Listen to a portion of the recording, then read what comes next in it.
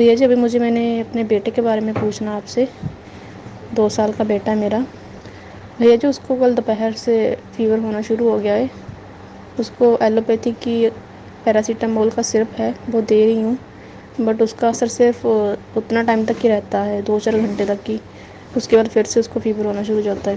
भैया जी, उसको बताओ मैं क्या दूँ अभी, ताकि उसका फ़ीवर टूट जाए, ताकि वो बार बार ना आए ऐसे। और मेरे हस्बैंड को भी होना शुरू हो गया भैया जी फ़ीवर, वो भी कल सुबह से फ़ीवर में पड़े हैं। भैया बच्चे के बारे में बताइए भैया जी, उसको क्या दूँ मैं? थैंक यू सो मच भैया जी। वंदे मातरम। वंदे मातरम। बुखार चाहे छोटे को हो बड़े को हो किसी को भी बुखार हो, अपने अगर आपके पास तुलसी है तो तुलसी के पत्ते ले लें 10-15, उसको 1 चम्मच पानी के साथ अच्छे से पीस लें।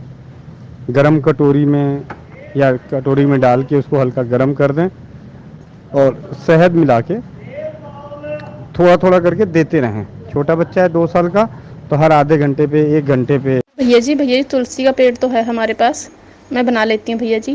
पर भैया जी, अगर बड़े बंदे को देना हो तो कितनी क्वांटिटी देनी है और कितने कितने टाइम के बाद देना है उनको? और जब भी देना है हर बार गर्म करके देना है, चाहे एक बार गर्म करके उसको बार बार देते रहना है? बताइए भैया जी प्लीज़। वंदे मातरम।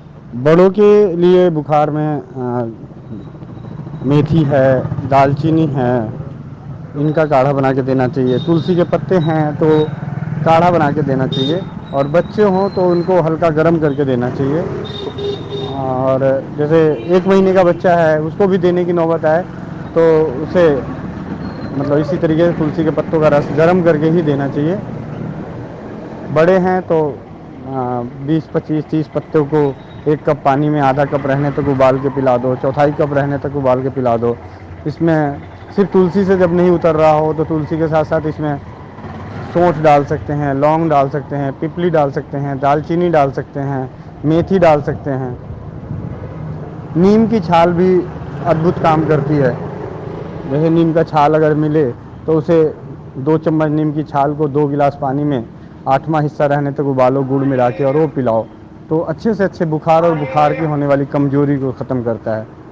तो बहुत सारी चीज़ें हैं, ज़रूरत है जो चीज़ उपलब्ध है उसके साथ विश्वास के साथ बारंबार ज़्यादा से ज़्यादा बार करते रहने की, लंबे समय तक करते रहने की, क्योंकि नेचुरल चीज़ें हैं। नेचुरल चीज़ें धीरे धीरे, कई बार तो बहुत जल्दी रिजल्ट दे देती है, कई बार धीरे धीरे देती है अंदरूनी तरीके से, तो इसलिए करना ज़रूरी है बहन।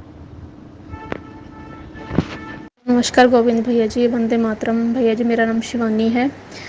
भैया जी, आपने जो घरेलू नुस्खे बताए थे उससे मेरे पूरा फैमिली ठीक हो गई है। उनका बुखार बिल्कुल अब ठीक हो गया है। थैंक यू सो मच भैया जी। गोविंद भैया जी, वंदे मातरम भैया जी। भैया जी, मेरे 2 साल के बेटे को बुखार हो रहा था, तो मैं उसको मेडिसिन दे रही थी, बट 2-3 घंटे ठीक रहता था, फिर से उसको बुखार होना शुरू हो जाता था। तो आपने मुझे बताया था तुलसी के पत्ते की चटनी बना के उसको गर्म करके उसमें थोड़ा सा शहद मिक्स करके उसको देने को। तो भैया जी, इतना अच्छा रिज़ल्ट रहा उसका कि एक ही दिन में उसका बुखार ठीक हो गया। मैंने उसको 2-3 दिन दिया फिर भी, बट बहुत अच्छा रिज़ल्ट रहा भैया जी उसका। थैंक यू सो मच भैया जी। वंदे मातरम। भैया जी, आपने मेरी फैमिली को भी बुखार था तो आपने बताया था कि उनको काढ़ा बना के देने के लिए। वो 2-3 दिन से मेडिसिन ले रहे थे भैया जी एलोपैथिक, बट उससे वो कुछ टाइम के लिए ठीक होते थे, फिर से बुखार आना शुरू हो जाता था। वो ठीक ही नहीं हो रहा था उससे बुखार। तो आपने मुझे काढ़ा बनाने को बोला था। उस काढ़े में तुलसी के पत्ते, पिपली, सौंठ, लौंग, दालचीनी और मेथी दाना डाल के काढ़ा बनाने को बोला था। भैया जी, वो काढ़ा दिया मैंने, अपने सासू माँ को दिया, अपने हस्बैंड को दिया, पापा को दिया, सबको दिया।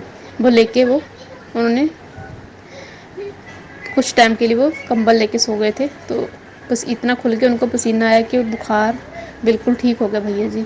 2 दिन में ही मेरी पूरी फैमिली का बुखार अच्छे से ठीक हो गया। थैंक यू सो मच भैया जी, आपका बहुत बहुत धन्यवाद भैया जी। वंदे मातरम।